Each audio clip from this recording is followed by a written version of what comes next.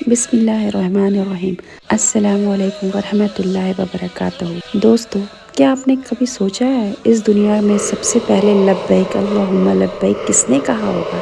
سب سے پہلا حاجی کون تھا؟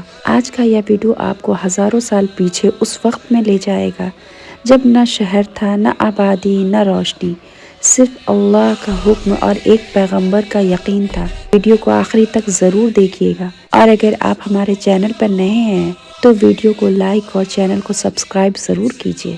دوستو، قرآن سے ہمیں معلوم ہوتا ہے کہ خانہ کعبہ دنیا کا سب سے پہلا عبادت کا گھر ہے۔ سب سے پہلا گھر جو لوگوں کے لیے بنایا گیا یہ مکہ میں ہے، برکت والا اور ہدایت کا۔ رواجوں کے مطابق حضرت آدم علیہ السلام کے دور میں کعبہ کی بنیاد رکھی گئی تھی، پھر حضرت نوح علیہ السلام کے طوفان میں عمارت ڈھہ گئی لیکن بنیاد باقی رہی۔ آج کا سوال، اس دنیا میں سب سے پہلے حج کس نے کیا؟ سب سے پہلا لبیک اللہم لبیک کس کی زبان سے نکلا؟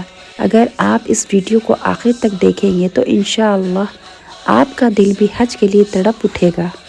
دوستو، اللہ تعالیٰ نے اس دنیا میں سب سے پہلے جس جگہ کو مقدس بنایا ہے وہ خانہ کعبہ۔ بے شک پہلا گھر جو لوگوں کے لیے مقرر کیا گیا وہ مکہ میں ہے، برکت والا اور ساری دنیا کے لیے ہدایت۔ اسلامی روایتوں میں آتا ہے کہ جب حضرت آدم علیہ السلام جنت سے زمین پر اتارے گئے تو اللہ نے انہیں حکم دیا کہ وہ اسی مقام پر عبادت کا گھر بنائے جہاں کعبہ موجود ہے۔ فرشتوں نے ان کی مدد کی، پتھر جنت سے لائے گئے، عبادت کی شروعات یہیں سے ہوئی۔ لیکن پھر حضرت نوح علیہ السلام کے زمانے میں جو بھیانک طوفان آیا اس میں کعبہ کی عمارت ڈھہ گئی مگر بنیاد سرکشت رہا۔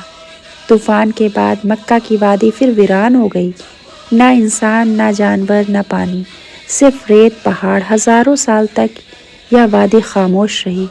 پھر اللہ تعالیٰ نے اپنے سب سے خاص بندے میں سے ایک حضرت ابراہیم علیہ السلام کو چنا۔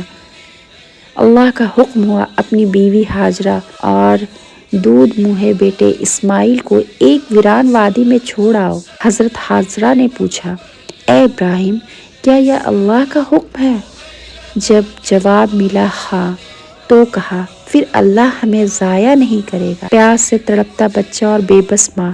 ہاجرہ علیہ السلام صفا اور مروہ کے بیچ 7 چکر لگاتی ہے اور تبھی فرشتے زمین پر وار کرتا ہے، زمزم پھوٹ پڑتا ہے اور یہیں سے مکہ میں زندگی لوٹتی ہے۔ جب اسماعیل علیہ السلام جوان ہوئے تو اللہ کا حکم آیا کہ کعبہ کی تعمیر کی جائے۔ جب ابراہیم علیہ السلام گھر کی بنیاد اٹھا رہے تھے، حضرت ابراہیم علیہ السلام بناتے جاتے اور بیٹا اسماعیل علیہ السلام پتھر لاتے جاتے اور ساتھ ساتھ دعا پڑھتے، اے ہمارے رب، ہم سے قبول فرما، بے شک تو سننے والا ہے، جاننے والا ہے۔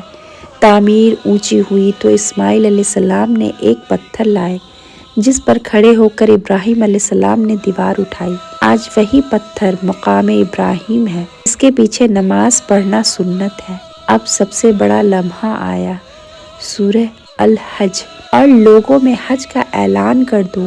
ابراہیم علیہ السلام نے عرض کیا، اے میرے رب، یہاں کون ہے جو میری آواز سنے گا؟ اللہ نے فرمایا، آواز دینا تمہارا کام ہے، پہنچانا میرا۔ حضرت ابراہیم علیہ السلام جبل ابو قبیس پر چڑھے اور پورے طاقت سے پکارا، اے لوگو، اللہ نے اپنے لیے ایک گھر بنایا ہے، اس کا حج کرو۔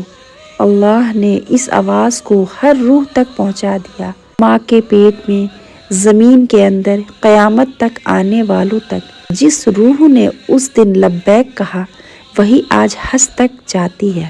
سب سے پہلا حج حضرت ابراہیم علیہ السلام نے کیا، یہیں سے شروع ہوا طواف، سعی، عرفات، قربانی، اور یہی حج کا اصل روح ہے۔ نبی کریم صلی اللہ علیہ وسلم نے فرمایا، جو حج کرے اور گناہ سے بچے وہ ایسے پاک ہو جاتا ہے جیسے آج پیدا ہوا ہے۔ اللہ کے اس گھر پر ہر دن رات میں اللہ کی 120 رحمت نازل ہوتی ہے، 60 طواف کرنے والوں کے لیے، 40 نمازیوں کے لیے اور 20 اللہ کے گھر کو دیکھنے والوں کے لیے۔